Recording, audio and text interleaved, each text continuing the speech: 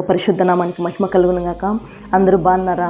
మరి మన జీవితాలలో, మన కుటుంబాలలో కొన్ని సమస్యలు, కొన్ని పోరాటాలు, కొన్ని ఇబ్బందులు మనం ప్రార్థించిన వెంటనే అవి తొలగిపోతాయి. మరికొన్ని సమస్యలు, ఇబ్బందులు, పోరాటాలు మన కుటుంబాలలో, మన జీవితాలలో ఏండ్ల తరబడి ప్రార్థించినా అది ఆర్థికపరమైన సమస్య కావచ్చు, అనారోగ్యపరమైన సమస్య కావచ్చు, పిల్లలను గుచ్చినటువంటి సమస్య కావచ్చు, అది పర్వతంలా మన కుటుంబాలలో మిగిలిపోతాయి. మనం ఎంత ప్రార్థించినను, ఏమి చేసినను వాటిని కదిలించలేము.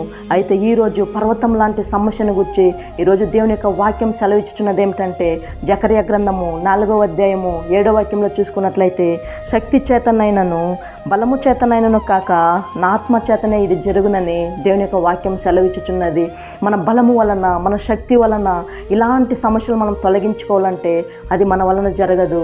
అయితే ఎప్పుడైతే ఆత్మదేవుని యొక్క సహాయంతో, ఆత్మతో నింపబడి మనం ప్రార్థించినప్పుడే పర్వతం లాంటి సమస్యలు మన కుటుంబాలను విడిచి వెళ్ళిపోతాయి.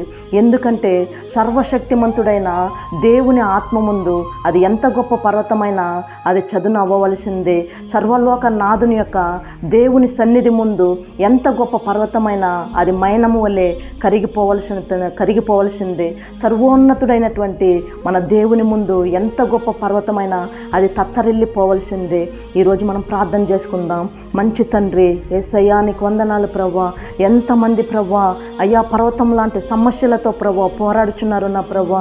నా తండ్రి ఈరోజు ఒక విడుదల కలుగునుగాక నాన్న ప్రభువా. నా తండ్రి ప్రతి బిడ్డ విడుదలతో జీవించాలన్నదే ప్రభువా నీ చిత్తమై ఉన్నది నా తండ్రి. స్తోత్రం. ఈరోజు ఒక విడుదలతో నా ప్రభువా జీవించుటకు సహాయము చేయమని, ప్రతి బిడ్డ కుటుంబాన్ని ఆశీర్వదించి దీవించమని యేసయ్య నామములో అడుగుచున్నాము తండ్రి. ఆమేన్.